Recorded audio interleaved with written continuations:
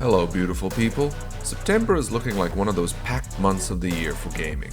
A lot of big games are coming out, but also indies that people like myself have been excited for, including one that everyone has just spent 7 years waiting for. And then, just to get ready for the October scares, there are a lot of horror games coming out, and I'll talk about the best of them. But before we start, I'm trying to hit 1,000 subs on YouTube, so if you enjoy indies, please subscribe, like the video, or just tell me what games you're excited for.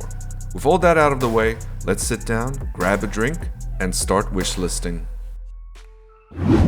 Garfield Kart 2, All You Can Drift. Now for this one, I have a guest speaker. So let's hear what my son has to say about this game.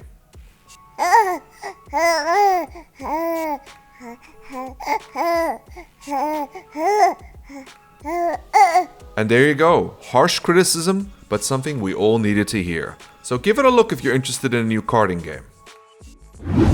Silksong. Now, why talk about a game that everyone and their mother is excited for? Because it's kind of the biggest gaming event of the year. 7 long years later, and Silksong is finally coming out. And hearing that the devs behind it just spent the last few years vibing and creating content they love really puts a smile on my face, and hopefully yours as well. Silksong is the sequel to the amazing Hollow Knight for those that don't know. A Metroidvania with a strong emphasis on non-linear storytelling through exploration, difficult combat, and some of the most intense platforming you've ever experienced. And Silksong promises more of the same, but with some extras the devs have kept close to their chest.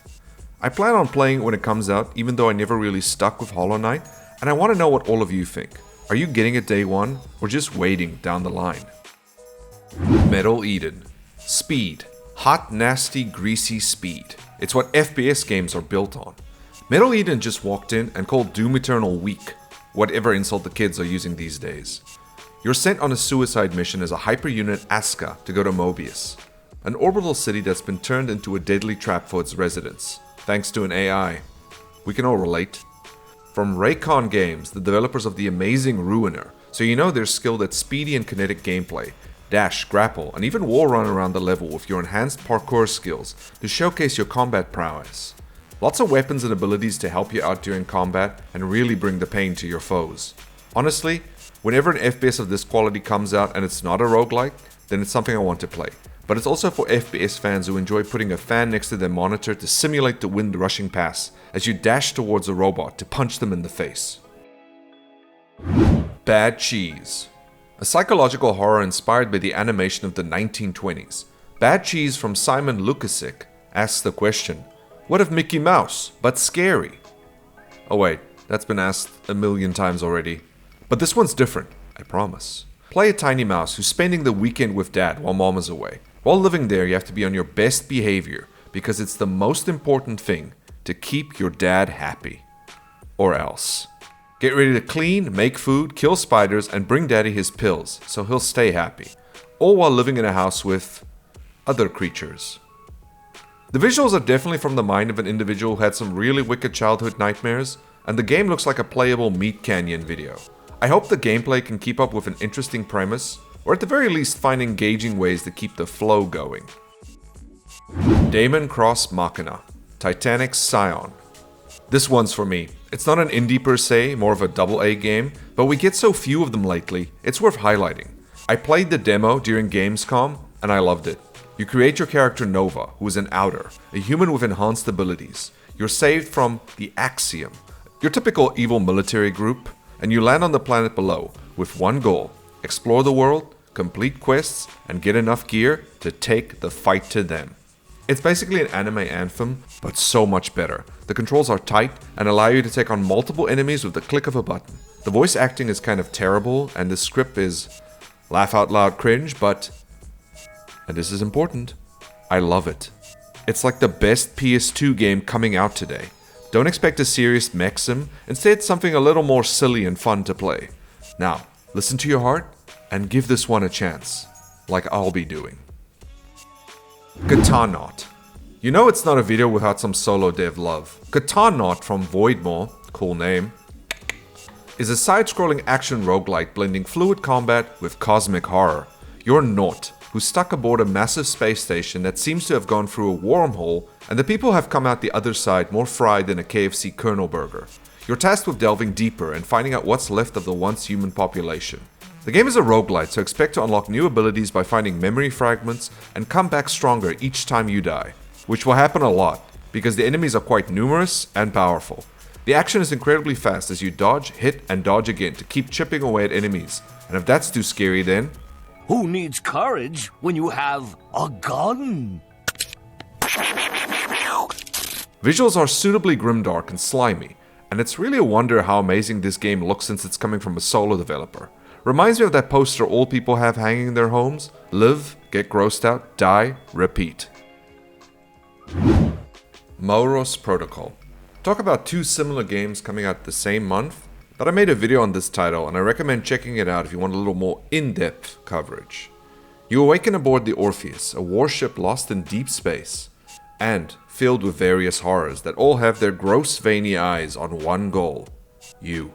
Find all kinds of weapons from shotguns, katanas, pistols, machine guns, or my favorite, a big sniper rifle, and prepare for vicious combat with the creatures as you're locked in arenas and need to use your skills and weapons to survive.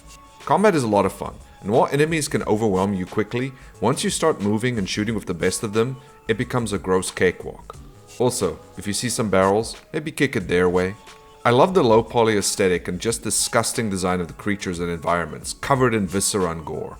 It's like Event Horizon and Doom got together and went on a date that ended in them eloping. The game feels great to play, and I'm excited to try it out and explore the halls of the Orpheus. No, I'm not a human. I don't know what gave it away. A daily horror sim game where you spend the day indoors, unable to leave because the sun is expelling deadly rays. More so than usual. With this change in the sun, strange creatures have begun coming out of the earth, and they look human. At night, people might show up at the door asking to be let in. You have to decide whether you trust them and let them stay the night. Every day you can watch the news and find new methods to test people to see if they're human. But be careful, if you make a wrong choice, someone else in the house might be killed. And if you're sure you found an imposter, then load that gun and take care of them. You have limited actions during the day, so once the house starts filling up with strangers, it's important to choose wisely how to test them, and make sure you don't have any wolves locked in with the sheep. Once all that's done, you can end the day with a nice cold beer. Harsh themes and some really unsettling visuals make this a horror game that gets under your skin. It will make you feel like the monster. Menace. A turn-based tactical RPG from Overhyped Studios, the developers of Battle Brothers, one of the premier indie tactics RPGs. You command a squad of marines in the Wayback System, the most lawless frontier in space, filled with pirates, mercenaries, guys who spend over $100 on OnlyFans, and streamers who still consider eating spicy noodles on stream as a $500 reward tier. Sick stuff. But something else is coming, and you need to unite these groups to get ready. That's the setup, and where you go from there is up to you. The missions are procedurally generated, and you just need to get as many people on your side as possible, and hope they bring along their guns. And permission slips from mom. Encounters require all the base tactical skills your average gamer requires. Pick your units, set up their gear, and deploy them in positions where they can do maximum damage. Or if that all fails, maybe bring out your big mech to mow the people down. Variety and choice is a key in this game, and you decide how to play and which road to take to survival. I've never played Battle Brothers, but I know it's something of a beloved game, and with that pedigree, I don't see how this game will be anything but spectacular. Tokyo Underground Killer. Neon, Tokyo, FPS, and Katana. 4 words that combined will confuse the layperson, but for me and you, define greatness. Dive into the neon-drenched underground as Kobayashi, an assassin that can harness the power of blood to really make his enemies feel pain, which is the name of the game as you're hired to take out various lunatics. If you've played Shadow Warrior, then you know the best part of that game was the katana combat. And Tokyo Underground Killer is actually looking like it could top that. If melee isn't your jam, the game has a lot of great guns to help out. Slash, stab, and parry your way through levels, and when that isn't enough, you have 10 different blood skills to use against enemies. Make them explode, send blood whirlwinds to take them down, or cover your katana in blood to do some extra damage. If this game plays its cards right, it might be one of the top FPSs of the year, in the same year that gave us Doom Dark Ages. Dead Reset. If you've been sleeping on FMV games coming out lately, then I recommend you start paying attention to some of these titles. Dead Reset from Dark Rift Horror, the same people who've been making great FMV games for a while. See Shapeshifting Detective and Late Shift. You're Coal Mason, a doctor kidnapped and taken to an underwater facility where you're being forced to operate on a patient to extract the parasite. Your first attempt ends in disastrous failure, but you wake up back in the facility as the day started. You've not just been kidnapped, but are also stuck in a time loop. The loop will continue as long as you keep failing and getting rid of this parasite. A game where you're going to be replaying the same scenario multiple times, getting to know all the characters, their weaknesses, which Final Fantasy is their favorite, and finding out more about the creature and just how any new information will help you get out of this alive. Spooky season is right around the corner, so why not take a chance on a game that makes the terror as real as possible? But also, if you're anything like me, then a good B-movie horror is just a fun way to spend an evening. There we go, more great games to look forward to. You can see during my outro I'll be playing a montage of games you can also give a look at. Stick around if you want more. Remember to tell me down below what you plan on getting, or if I missed something. A lot of games coming out in September. Personally, I'm really excited for Demon School. Oh wait, that game got Silksonged.